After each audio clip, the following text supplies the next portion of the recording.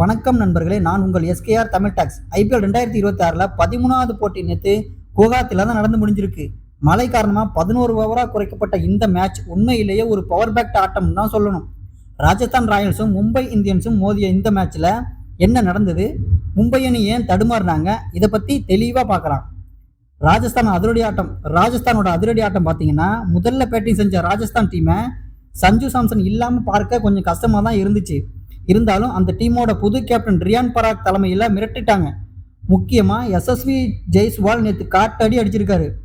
வெறும் 32 பந்தில் 77 ரன்கள், அதுவும் 15 வயசு சிறுவன் வைபவ் சூரியவன்சி நம்ம பும்ரா ஓவர்லேயே 6 அடிச்சது தான் மேட்சோட நேத்தைய ஹைலைட்டு. ராஜஸ்தான் 11 ஓவரில் 150 ரன்கள்னு ஒரு இமாலயா இலக்கையை செட் பண்ணாங்க. மும்பை இந்தியன்ஸோட போராட்டத்தை பார்த்தீங்கன்னா 151 ரன் எடுத்தா வெற்றி அப்படிங்கிற கடினமான இலக்கோட தான் களம் இறங்கினாங்க.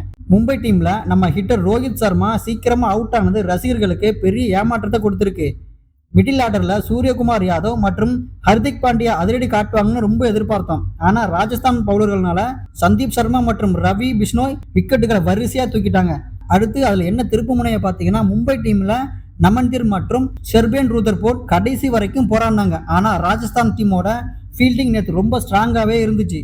மும்பை அணி 11 ஓவர்ல 123 ரன்கள் தான் எடுக்க முடிஞ்சது. இதனால ராஜஸ்தான் ராயல்ஸ் 27 ரன்கள் வித்தியாசத்துல ஒரு அபார வெற்றியை பதிவு செஞ்சிருந்தாங்க.